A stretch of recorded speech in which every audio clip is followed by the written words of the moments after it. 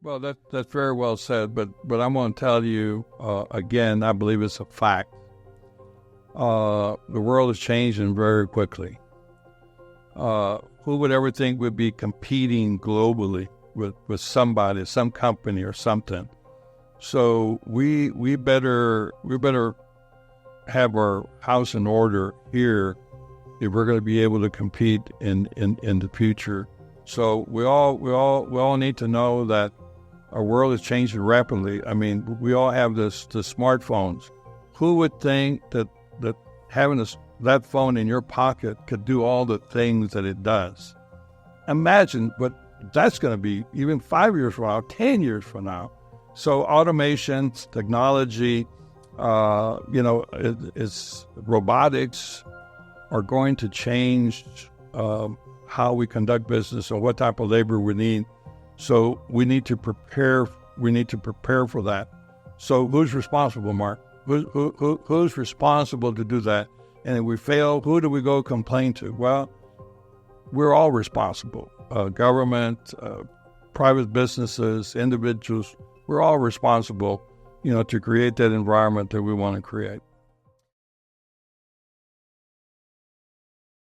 So, Hidalgo County Judge Richard Cortez. Today, this is probably number 7 or 10 meetings that you've had today. Talk to us about what you've done today. Well, see, my first one, I spoke to our purchasing agents about a potential contract we have for fiber here in the county. The second meeting, we heard from the Prosperity Task Force Marketing Group to see what kind of branding name we were going to pick. Then I had a meeting with our attorney about a matter that was going on. I see there was another one. I'll think about it in a minute. Then I have one after this to talk about some issues that we're having with we have a lot of people in poverty that are really in very substandard housing that is really dangerous. We had to put a stop to. There was 40 mobile homes.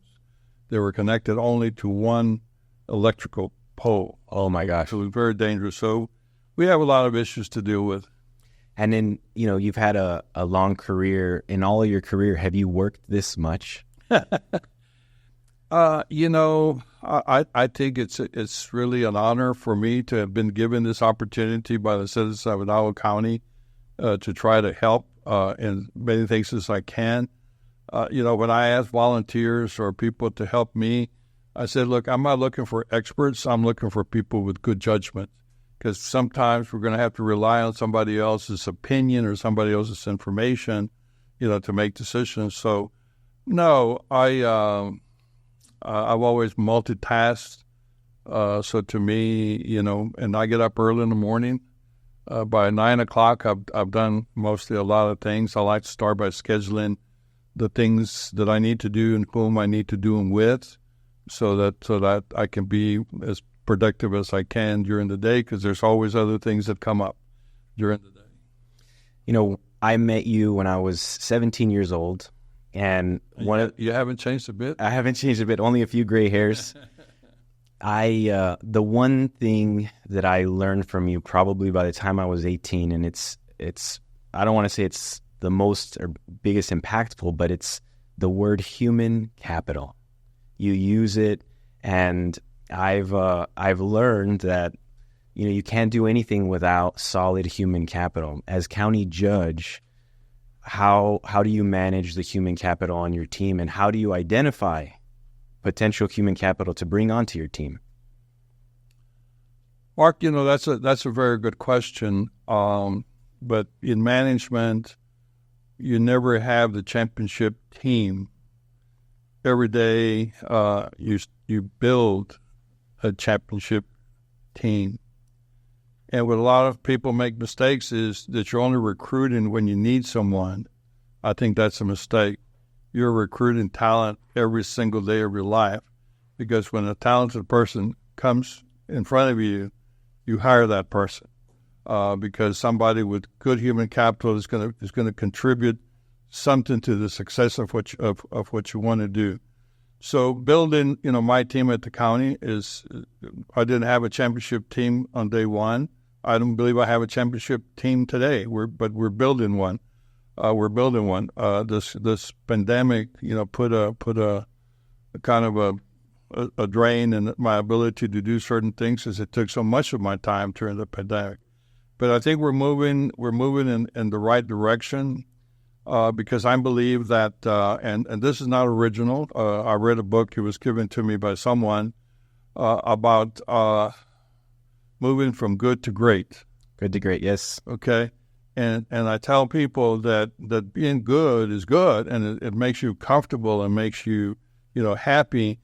But if you are happy with being good, then you're not going to be good for a long time, because those that are good, that want to be great, are going to outpace you with time. And sure enough, you're going to say, "No, wait a minute, I used to be closer to the finish line or to the winning line, and now I'm falling far behind." Well, because the thing that you lacked was the desire to be great, your competitors did it.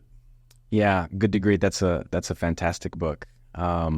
So right now, when you stepped in day one as county judge, one of the biggest things that you spoke about was poverty.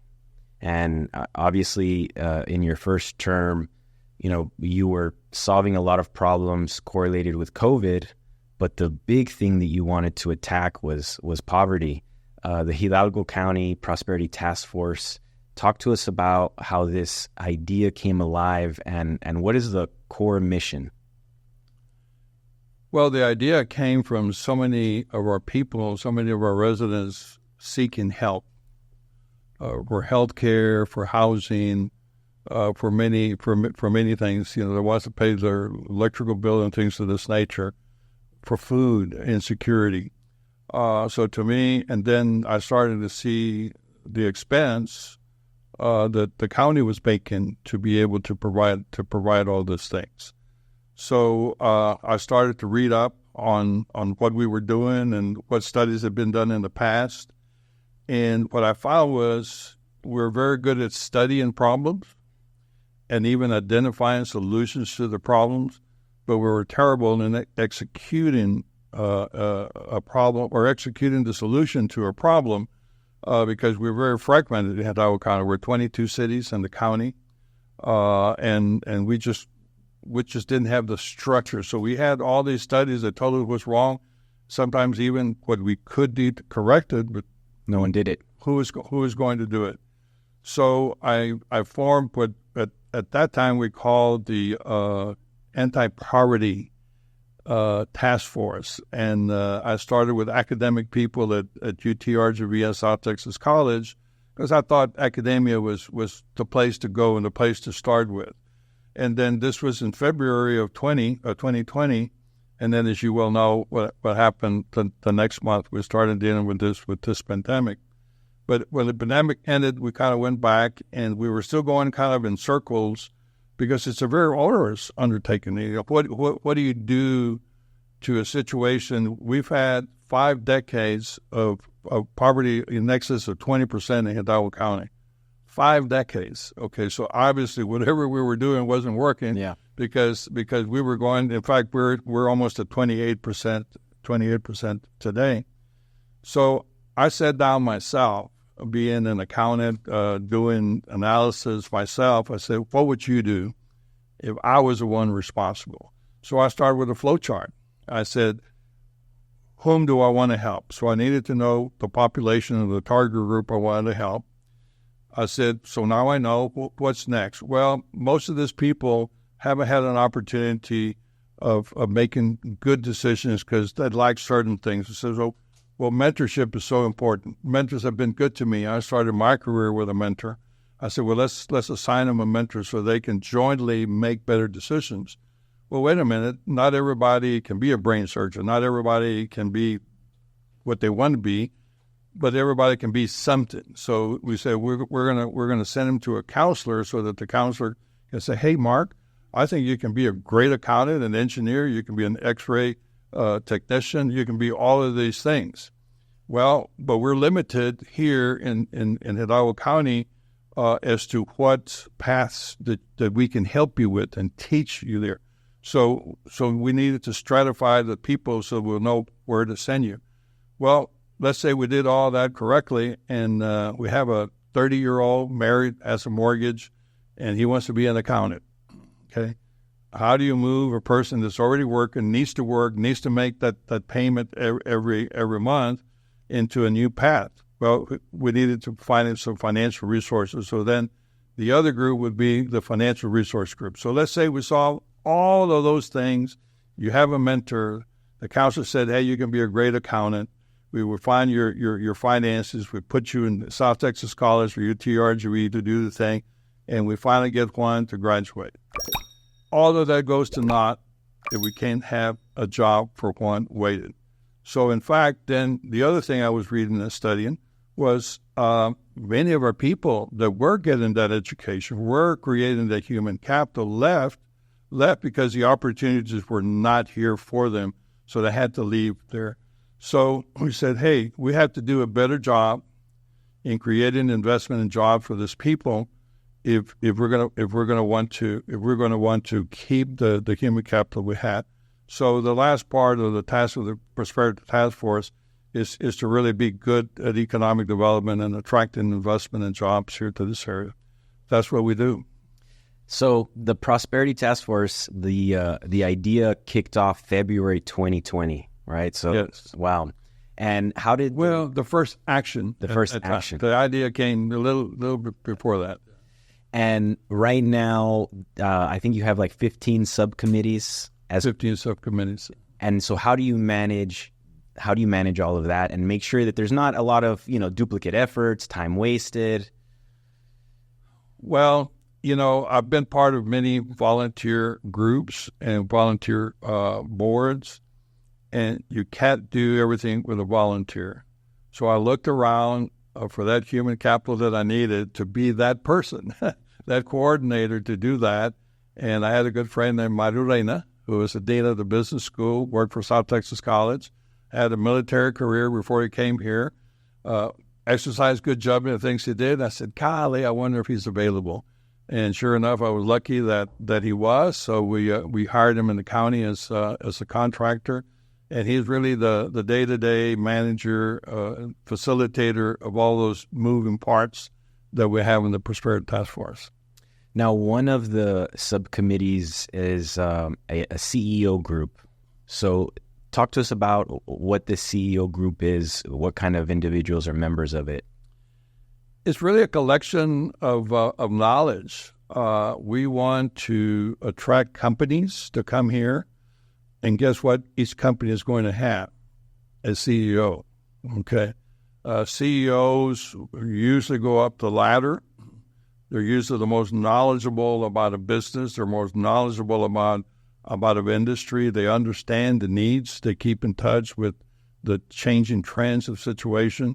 So for us to be able to have a group of 30, 35, 40, hopefully continues to grow, of CEOs here that are very involved in the things we do and the things that we have and the things that we don't have and the things that we need, that's valuable information for us to have.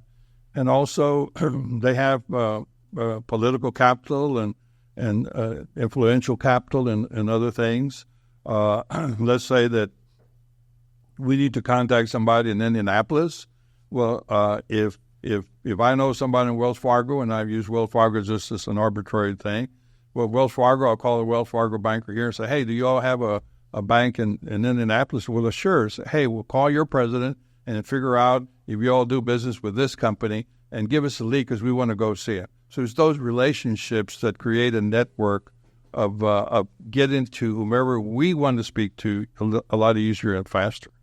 And, normally, because I've seen the list of members of this CEO group, and I've been fortunate to attend some of the meetings, you have a lot of important people. Some would say it's a liability to have all those people in one room, right? What happens if something happens in the room? How do you keep the attention of these people? What is their ultimate goal? Why are they part of this group? Why do they feel it's important? Well, Mark, this is our home. This is where we live. This is where we chose to start a business, raise a family. So we have a vested interest in creating a good environment. We're creatures of habit and we're creatures of our environment. So the best environment to create will help you both in business and in your quality of life.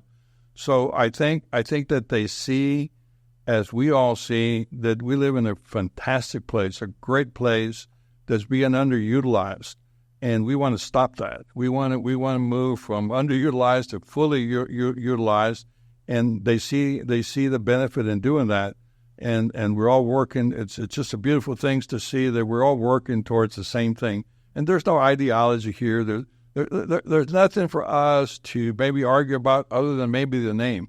maybe the name of what we're going to call ourselves. But other than that, I haven't seen too many arguments being raised because of what we're trying to do.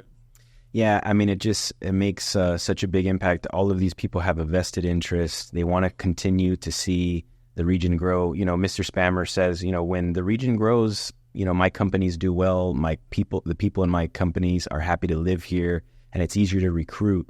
So, you know, I keep repeating this because it's something that the entire region needs to understand. When we work together, things are better. Very straightforward. Well, that's very well said. But I'm going to tell you again. I believe it's a fact. The world is changing very quickly. Who would ever think we'd be competing globally with somebody, some company or something? So we better have our house in order here if we're going to be able to compete in the future. So we all need to know that our world is changing rapidly. I mean, we all have the smartphones. Who would think that having that phone in your pocket could do all the things that it does? Imagine what that's going to be even 5 years from now, 10 years from now.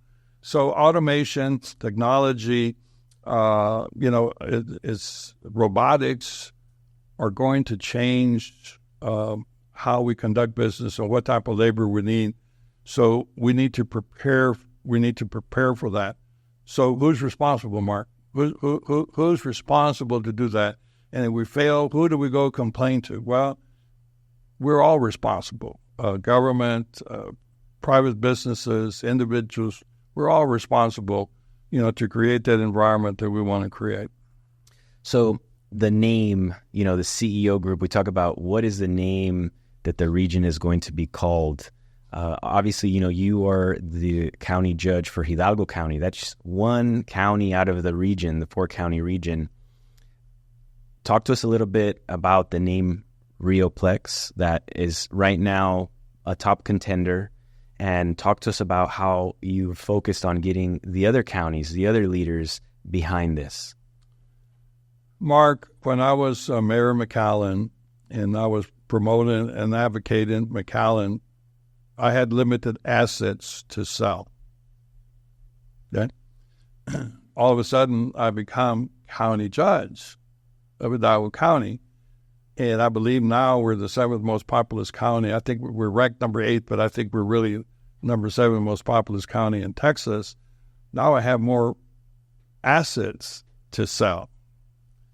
Well, then I said, well, wait a minute.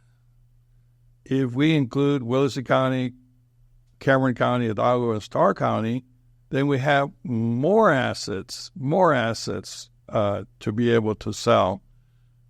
And then, Joaquin comes over and says, Judge, can you imagine if you add northern Mexico, the assets we have, we're going to be right smack in the middle of 3 of the largest economies in the world. And that's who we are, and that's what we need to sell. And who can argue with that? So now, what do you call it? Well, I'm going to tell you that you can have thousands of opinions. And today, one of my meetings was that marketing group. Excuse me, let me get some water. I have these allergies, and this time of the year, they're pretty bad out there. So we have all of these recommendations. Rioplex is one, which I think the business community likes. I like it. It's simple. It still talks about Rio Grande Valley, basically. So I think that's the one we're going to decide on. Excuse me. El Paso, Borderplex Alliance, it's kind of similar, Realplex, Borderplex. How have you seen that case study and say, hey, it's working over there? It's not the same because they only had 3 entities. Over here, we have a few more parties. How have you used that as an example to pitch?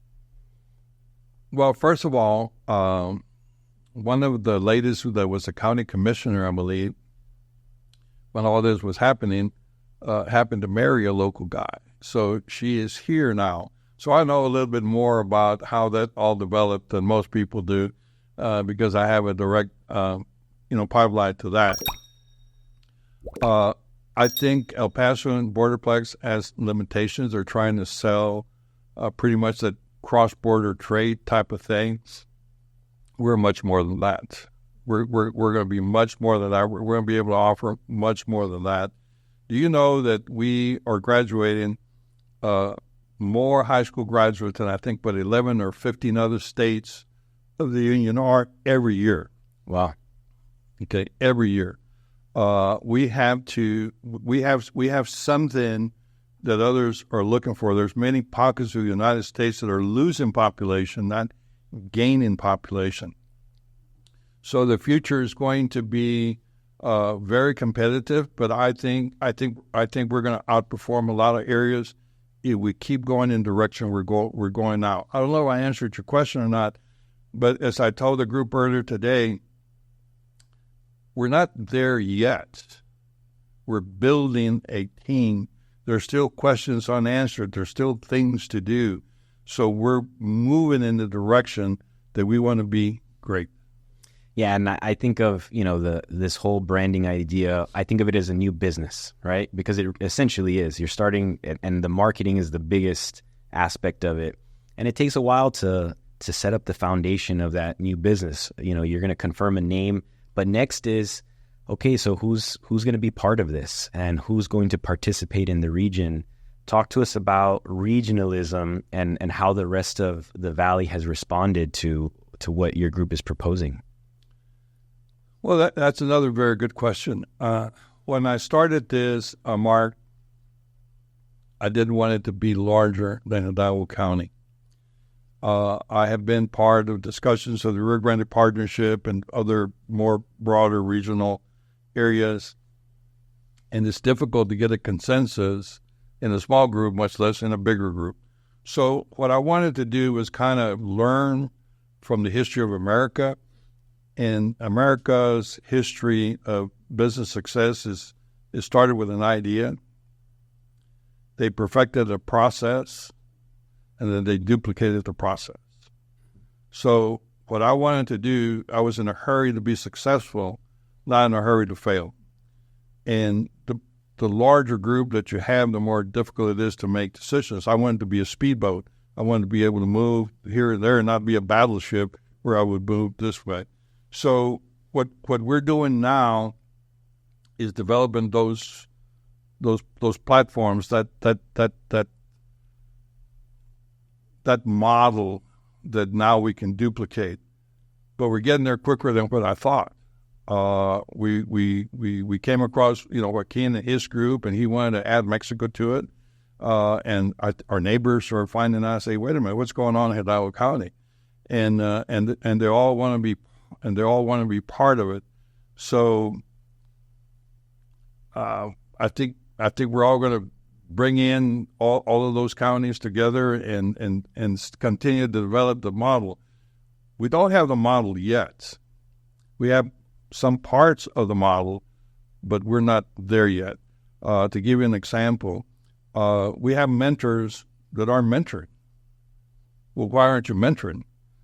I mean, if we have a young man or woman, or anybody for that matter, anybody can use and benefit from love, from someone that cares, someone that shows, hey, I care about you. Let's sit down and have a cup of coffee and let's talk about that.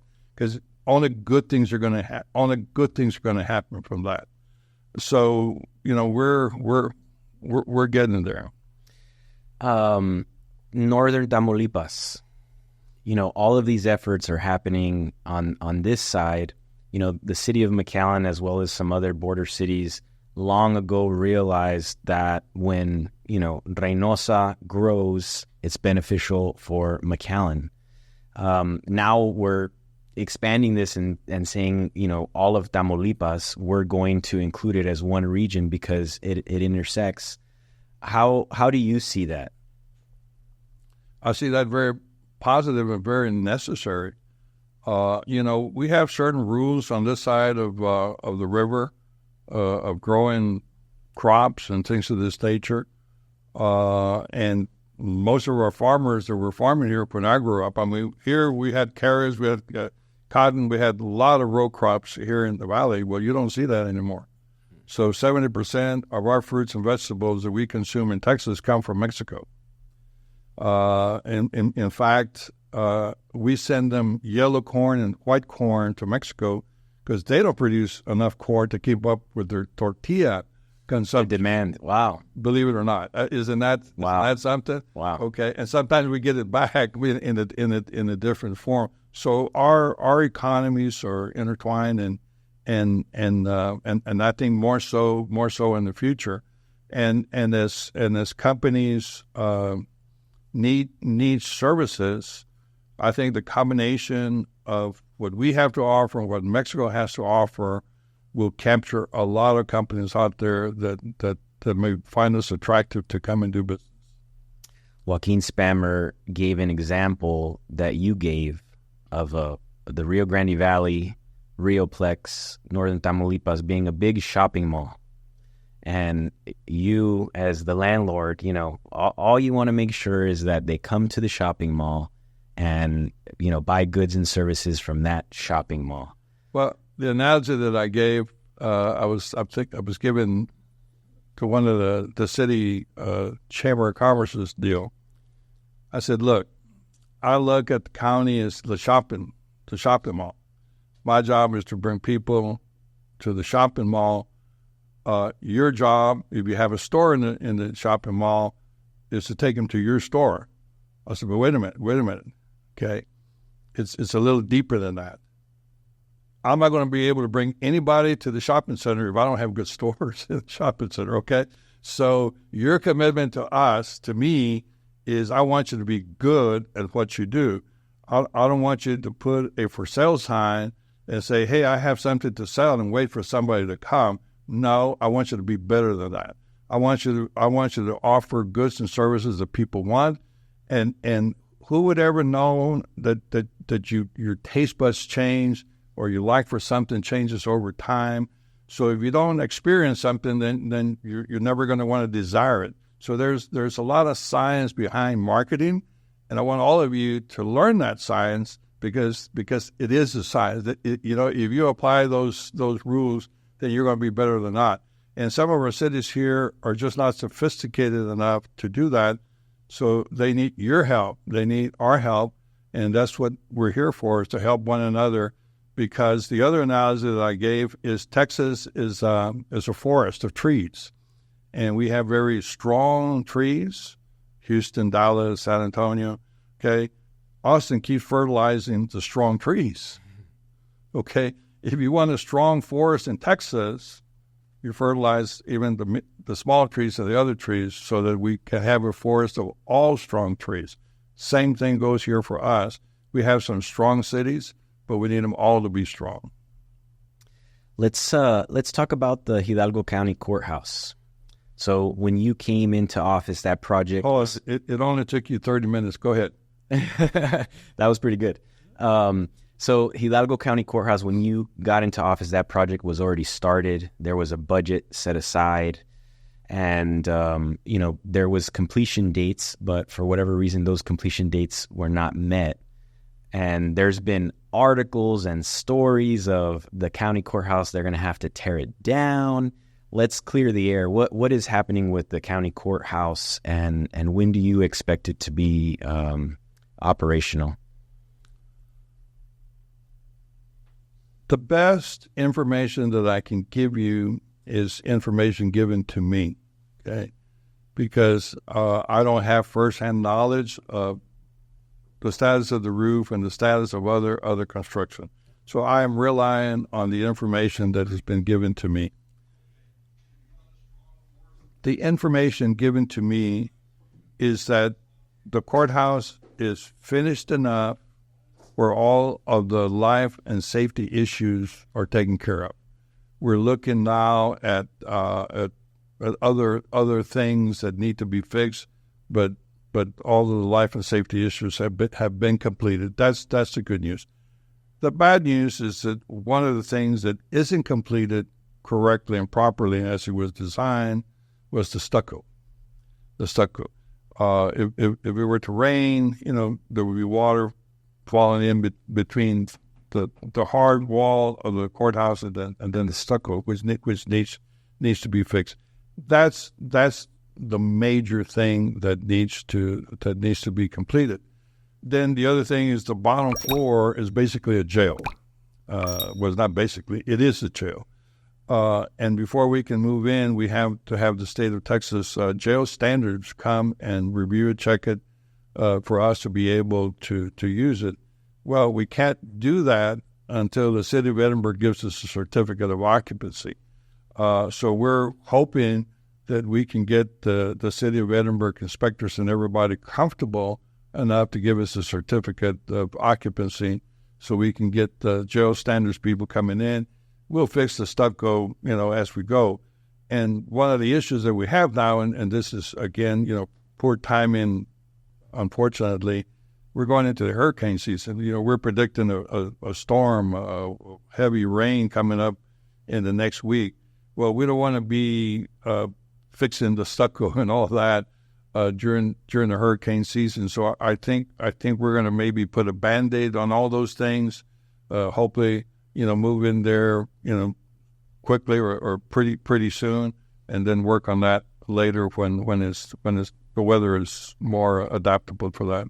When the county courthouse is finally opened, talk to us about the plans with the old courthouse. Well, the plans from the very beginning were to demolish it and use it for parking. And someone said, "Well, this is a historic building," and da. Well, that's true. Unfortunately, you can't keep all historical things. And the other thing that it would be very costly is that it did have an asbestos issue or problem there. So the best thing to do it is to just demolish it and use it for parking, because parking is going to be at a premium. So what do you envision once it's done? Because that entire, I'll call it the quad, the square, it's really transforming. You have offices and different businesses opening around. What do you envision the area growing into? I don't know, other than just guess that that area is going to be centered around the courthouse. I tell the city of Edinburgh, I said, get away from us. Get away from the courthouse. It's not conducive for commerce, because our people that are going to go there and use your parking space are going to go into the courthouse. They finish the courthouse, they're going to leave. Yeah, they're not. Right? So they're going to be competing for those parking spaces for your customers, and the customers are going to go to the store. Whether they do that or not, that's up to them. It makes a lot of sense because it's a lot of daytime traffic, not a lot of evening traffic. Correct. A very professional setting, as you would see in most downtowns of any city. I do a lot of work in courthouses throughout the state of Texas, and I can tell you that I don't see it attracting a lot of commercial areas around the courthouse. Let's talk about the Hidalgo County Jail. So the Hidalgo County Jail, obviously you all needed more space to grow. You're looking for facilities in Hidalgo County. Do we build a new facility? Not cost effective. Is there an existing facility that we can use? No, there's not.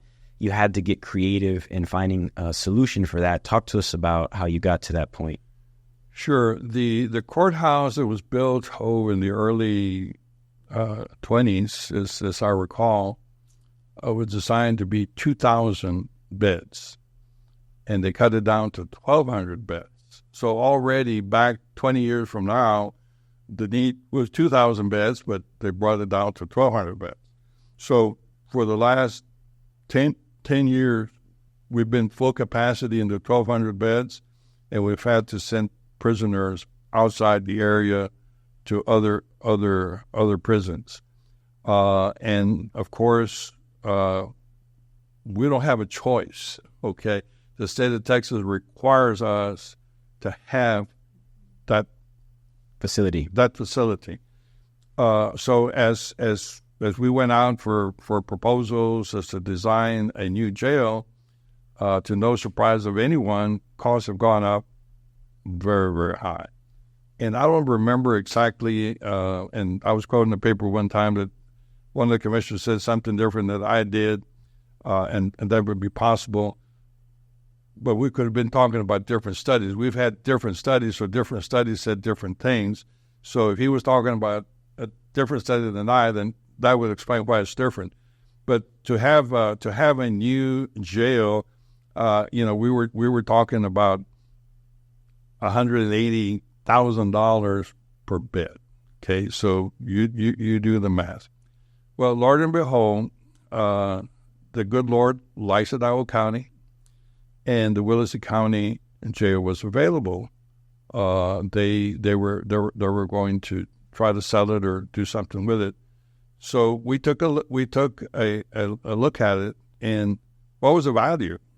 What was the value of say we wanted to buy it? But I said, I do economic analysis for a living. And I said, now wait a minute. Do I really want to buy it? We're just destroying a courthouse that was built, let's say, 70 years ago, because the value was the value of the land, not the building. I said, so now that's already been in existence for, say, 30 years, and we're going to use it another 30 years. What is it going to be worth then? And nothing. So it'll be costly for us to own it because we would have to destroy it. So I said, okay, so if I rent it for so much money for so many years, simple math, you do a present value of those future dollars that you're going to pay. So as it turned out, based on the rent that we would pay for this period of time, it turned out that we basically bought it for $38 million. And if you divide 500 beds into the $38 million, it's a heck of a lot less than what we would have to pay for a new one. Unfortunately, before we bought it, to know for sure what we were buying, we send somebody to check the roof, check the air conditioning, find out what everything's wrong with it. And we were led to believe that there was only these things wrong with it, and it would take us so much time, to fix those things. Unfortunately, again, we were disappointed that it was more than what we were told that needed to be done. So here we are, a year and a half later. We still don't have a prisoner in there.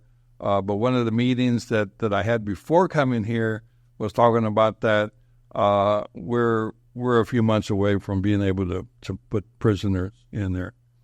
Yeah, but ultimately, I think getting creative and doing the analysis on, okay, what is the best cost-effective thing to do in the best interest of the taxpayers, I think that's what most people are focused on. And understanding, okay, this was not, a property in Willacy County was just picked at a random. There was a thorough analysis done of it. Yes, it was a thorough analysis, and it's like go buying something. You only have what's available. Yep. At the time that you're looking, but believe me, we're very pleased that we made that deal. So, excuse me. No problem. The last thing that we want to talk about is property taxes, the favorite subject everyone wants to talk to. Right now, historically, over the last 3 to 5 years, I think the state of Texas property taxes have affected a lot of people, but in the Rio Grande Valley specifically, the increase, people are not very happy with it. I sat in a meeting with you during COVID, and someone came in and asked you, said, "Hey, Judge, you got to give us a break on the property taxes." And you responded, you said, "Hey, okay, I will be your partner during this tough situation when things are bad, but when things get good, will you be my partner with property taxes?" It's a difficult subject because sometimes people don't see the value of what they're paying. talk to us a little bit about the increase in property taxes and what your office is doing to control that.